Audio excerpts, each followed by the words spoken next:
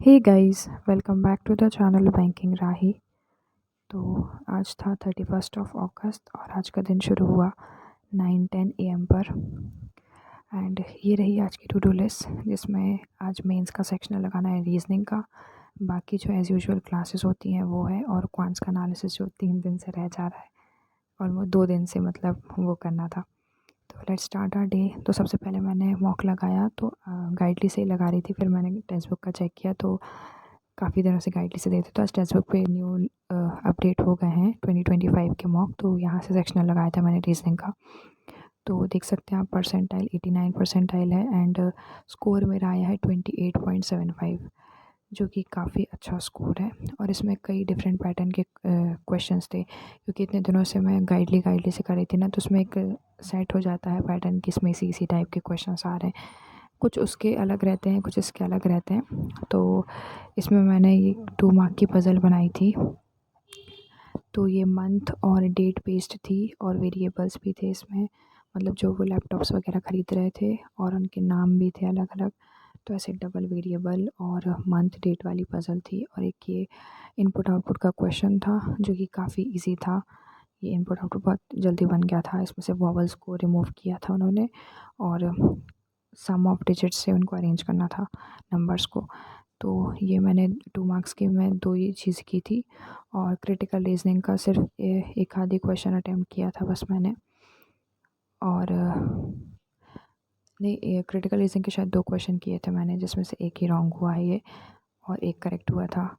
बाकी एक ही new pattern का क्वेश्चन था, तो ये मुझसे नहीं बना। देन डायरेक्शन का क्वेश्चन था, कोडेड डायरेक्शन का, वो किया था। और सिलॉग्स के क्वेश्चन थे, तो कोडेड सिलॉग्स नहीं थे, नॉर्मल वाले थे, मतलब 4-5 स्टेटमेंट वाइज जो रहते हैं वो वाले। और डेटा सफिशिएंसी के क्वेश्चन थे 2-3, और एक ये छोटी सी पज़ल थी, 2-3 क्वेश्चन थे इसके, मतलब एज बेस्ड ही थी, तो ये भी बन गई थी। तो ऐसे करके 28.75 मेरा स्कोर आया है, और एक क्वेश्चन रॉन्ग हो गया, वो भी क्रिटिकल रीजनिंग वाला। देन उसके बाद फिर थोड़ी बहुत सीए की थी, थोड़ी बहुत ही। देन उसके बाद क्वांट्स की क्लास की थी मैंने, तो आज डिस्काउंट की क्लास करनी थी मैंने, वो की मैंने कंप्लीट। तो ये काफ़ी लंबी क्लास थी, मतलब 1 आवर 14 मिनट समथिंग की थी। तो उसको करने में काफ़ी ज़्यादा टाइम लग गया था, नोट वोट करने में। तो आधी मैंने लाइब्रेरी में कर ली थी, फिर इसके बाद उसकी बची हुई जो क्लास थी वो मैंने आधी शाम को आकर कंप्लीट की। तो ये डिस्काउंट वाला टॉपिक भी कंप्लीट हो गया। अब कल से SICI की क्लासेस करनी है।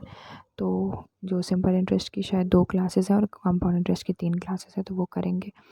देन शाम को देखा तो एक और नोटिफिकेशन आ गई थी RRB PO एंड क्लर्क की, जो कि बिल्कुल एक्सपेक्टेड नहीं थी। अभी इतनी जल्दी कहाँ से, क्योंकि इसका नवंबर मतलब जनवरी में एग्ज़ाम होना था, और इसमें भी दिया हुआ है कि नवंबर दिसंबर में प्रीलिम्स होगा।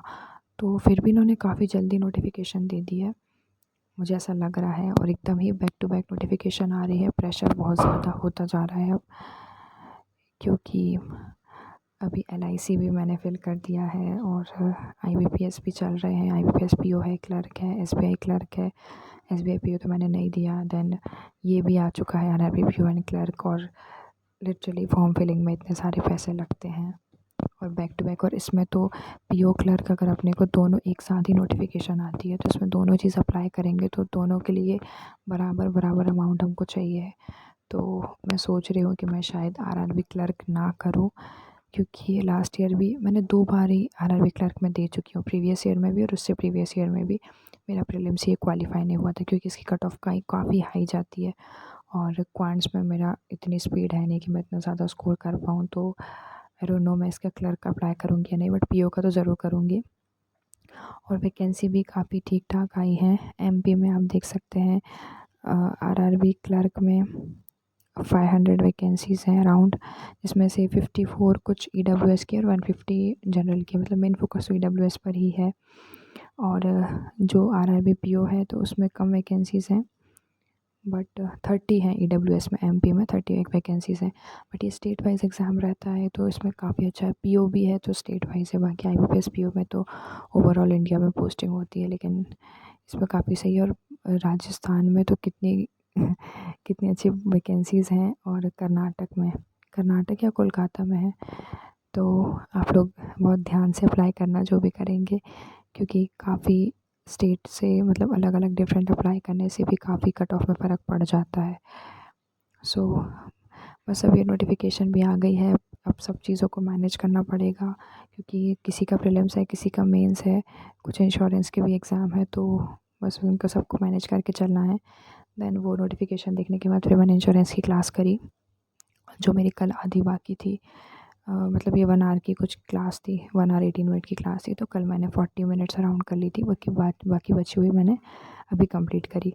तो ये मेरा एक लास्ट टास्क बचा था, क्वांट्स का एनालिसिस करना, जो कि मैंने मेंस का फुल मॉक लगाया था उसका, तो वो भी कंप्लीट कर लिया। फिर मैंने मतलब पूरा सॉल्व नहीं किया मैंने एक एक क्वेश्चन इसमें, लेकिन जो जो क्वेश्चन मुझसे बन जाते या मैंने जिसको टाइम दिया था या जो करने लायक थे, मैंने वैसे ही क्वेश्चन अटैम्प्ट, क्योंकि ज़बरदस्ती हम कोई भी क्वेश्चन पिक करके चेक मतलब उनका सॉल्व भी करें तो क्या मतलब है, हम रियल एग्ज़ाम में जब उसे अटैम्प्ट करेंगे ही नहीं। तो मैंने वही नंबर सीरीज़ के और जो भी क्वाड्रेटिक वगैरह के क्वेश्चन थे वही बस सॉल्व किए थे। And that's it for the day.